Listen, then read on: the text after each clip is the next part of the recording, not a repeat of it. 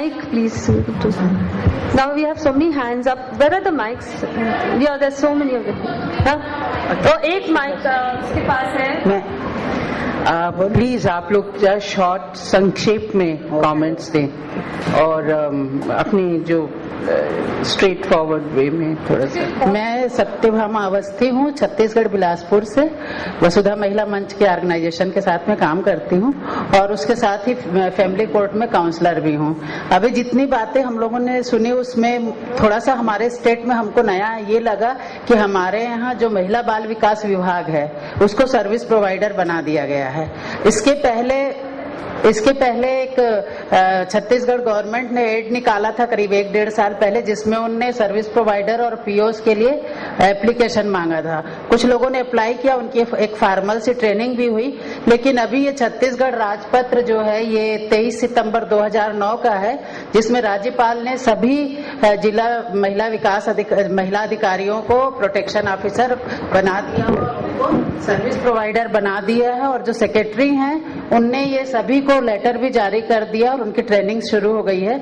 इस फोरम से मुझको ये पूछना था कि हम इसमें PIL लगा सकते हैं क्या, कि इसमें वॉलंटरी ऑर्गेनाइजेशन या अशासकीय सदस्यों की कोई भूमिका नहीं है.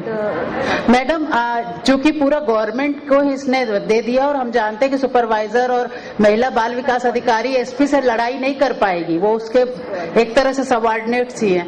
तो हमारे यहाँ छत्तीसगढ़ गवर्नमेंट में पूरा उन्हीं को महिला बाल विकास विभाग को जिम्मेदारी दे दी गई है. तो हम जैसे एक्टिविस्ट कोई PIL लगा सकते हैं क्या कि इसमें वॉलंटरी ऑर्गेनाइजेशंस की भूमिका होनी चाहिए? जी हाँ, हमारे समझ से लगा सकते हैं, क्योंकि और स्टेट्स में तो वॉलंटरी ऑर्गेनाइजेशंस को बनाया है सर्विस प्रोवाइडर. तो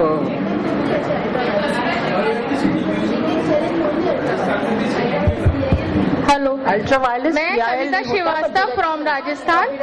1 minute. You are wrong. जिस तरह से सभी स्टेट्स में ये पता लगता है कि ICDS को ही प्रोटेक्शन ऑफिसर बनाया गया है, लेकिन ICDS को डोमेस्टिक वायलेंस से रिलेटेड मुझे ऐसा अभी तक महसूस हुआ है कि ICDS को प्रोटेक्शन रिलेटेड डोमेस्टिक वायलेंस से रिलेटेड कोई कंसेप्ट क्लियर नहीं है. तो हमें कोशिश करनी चाहिए कि ICDS को हटाकर कोई और प्रोटेक्शन ऑफिसर हो तो शुरुआत अच्छी हो सकती है. Thank you for your suggestion. Next.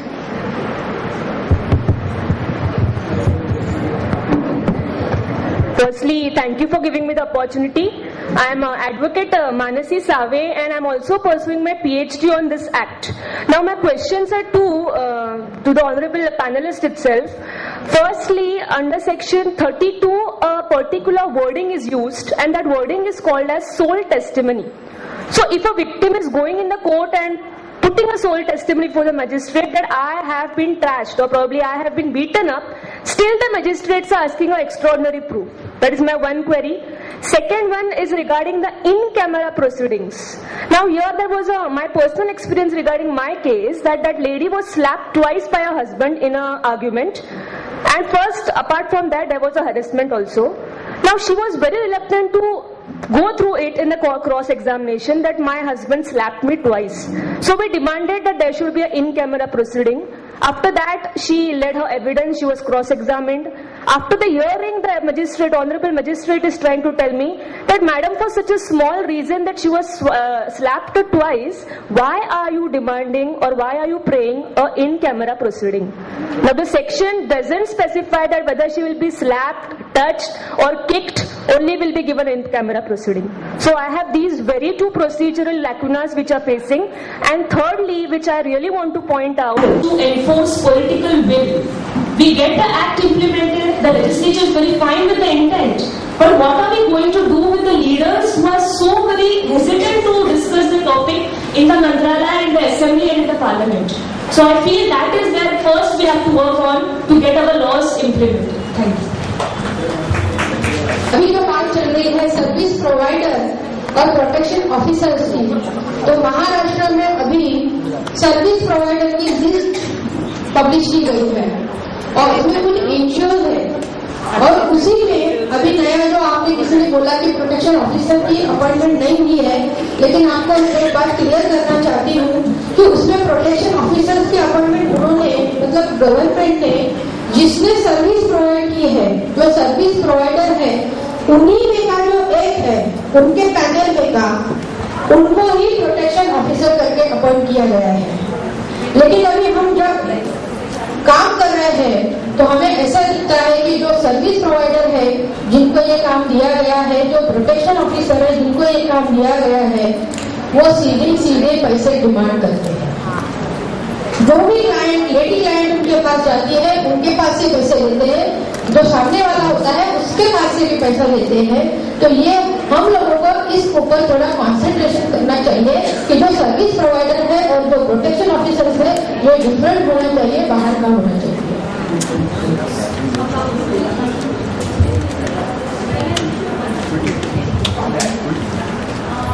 आपने जो भी बात बताई है कि सर्विस प्रोवाइडर्स के बारे में, एक्चुअली वो जो हाईकोर्ट का ऑर्डर है, बॉम्बे हाईकोर्ट का ऑर्डर, वो हमारे पास भी है, हम सर्कुलेट करना चाहेंगे।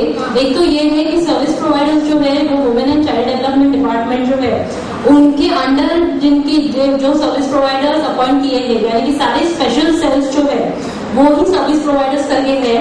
एक तो ये, और दूसरी बात, अब तक वो नोटिफाइड नहीं हुए हैं, तो ऑफिशियल गैजेट में वो अभी तक ये नहीं हुए, इसकी वजह से कोई भी वो भूमिका नहीं लेना चाहते हैं कि हम प्रोटेक्शन ऑफिसर के तौर पे काम करेंगे। नहीं, उनकी लिस्ट आ गई है बाहर। हाईकोर्ट की जो डायरेक्शन है, जो जिस बात पे आप कहना चाहती है, तो वो डायरेक्शन ऐसा है कि जिस पुलिस स्टेशन के अंडर वो सर्विस प्रोवाइडर है, उनको सारी जो सुविधा है वो दी जाए। लेकिन सर्विस अभी जो प्रोटेक्शन ऑफिसर उन्होंने अपॉइंट किए गए हैं, ये उनके ही लोग हैं और वही सेल पे बैठ के ये सब बातें चलती है। तो ये कहा तो भी अपने को स्टॉप करना पड़ेगा, इसका कुछ तो भी हाईकोर्ट से हम लोगों को डायरेक्शन देना पड़ेगा। ओके, तो वन मोर थिंग कि नो, इट इज नोटिफाइड। आप अगर आपके पास जो कॉपी है तो हम जी अभी आई नहीं है, लेकिन मैं भेज सकती हूँ आपको। ठीक है।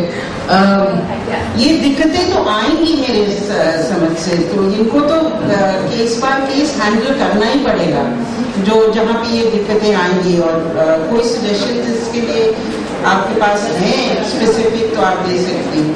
और बाकी आप पहले बोली नहीं।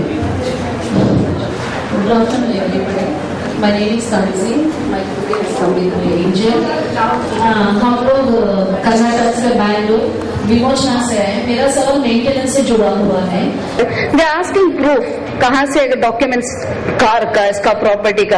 ये प्रॉपर्टी इसने क्या किया, ब्रदर के नाम पे कर दिया ताकि ये नील बताइए, झूठा सर्टिफिकेट्स ओनर के पास लेकर, बिकॉज ओनर नीड, अगर काम वाला अच्छा है तो उसको हेल्प करेगा, झूठा सर्टिफिकेट देगा, उसका इनकम 3,000 2,000 बताएगा। तो हाईकोर्ट ये मानने पे ये हो जाता है कि लोअर कोर्ट से 5,000 या 10,000 लेकर हाईकोर्ट उसको रिड्यूस कर देता है। इसका मतलब क्या है, एक कुछ ऐसा करना है जो ऑर्डर डीवी एक्ट में पास होता है, एक ही कोर्ट में सेटल होना है। देयर इज नो मीनिंग ये कोर्ट से वो कोर्ट जाओ, वो कोर्ट से ये जाओ। Thank you. इन्होंने बताया कि दिक्कत क्या होती है अपील्स में, पर हम एक चीज कहना चाहेंगे कि कई केसेस अब आए हैं दिल्ली हाई कोर्ट से, बम्बई से कई केसेस आए हैं जिसमें ये बोला है कि भाई स्टैंडर्ड ऑफ लिविंग जो होती है वो किस तरह आप असेस कर सकते हैं, और कि सिर्फ इनकम टैक्स को ना देखें। ये भी, इस पे भी कई को केसेस हैं हाई कोर्ट के कि सिर्फ इनकम टैक्स पे ना देखें और स्टैंडर्ड ऑफ लिविंग किस तरह से एक्सपेंडिचर से असेस कर सकते हैं, जिस तरह से रह रहे हैं उस तरह से असेस कर सकते हैं। पर ये दिक्कतें फिर भी आती जाती हैं। ये मेरे ख्याल से जज की माइंडसेट जो है उसके साथ ज्यादा जुड़ी हुई हैं। दूसरा मेरा एक सवाल है आपसे कि हेलो, DIR रिपोर्ट के बारे में मैं आपसे पूछना चाहूंगी। नाम बताएं। मेरा नाम एडवोकेट छाया घाटोड़, अमरावती, महाराष्ट्र से।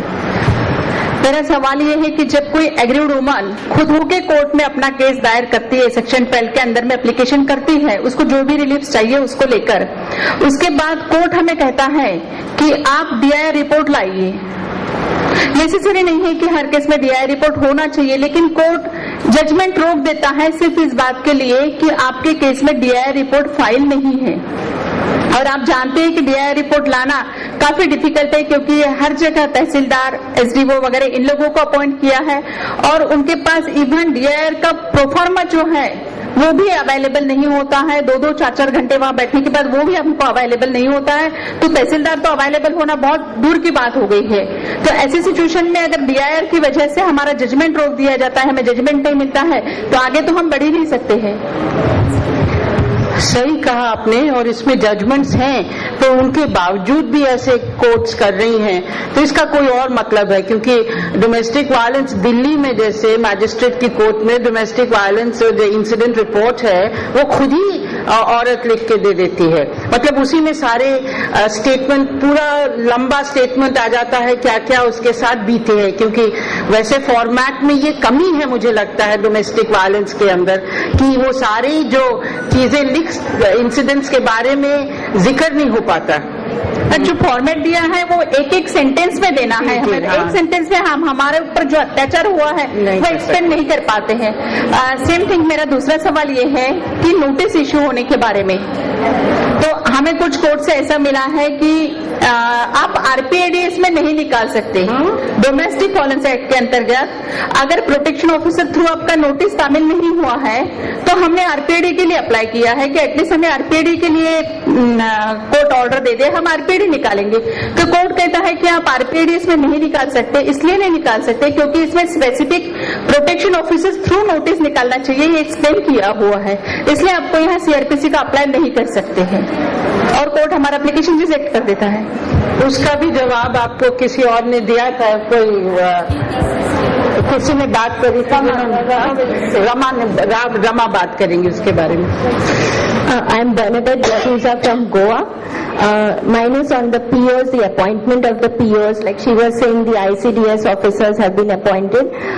In Goa, first the notification was given to the SP, so it was on district level. Now it is given to the BDOs. But each of them are busy with their other procedures and work, so they tend to pass on. Now, if I am the aggrieved woman, I go to my PO, but he passes on all the papers to where the incident has happened. So somewhere we have to decide who, and a special officer, not somebody who has already so much of duties and so much of this thing. Just that's it.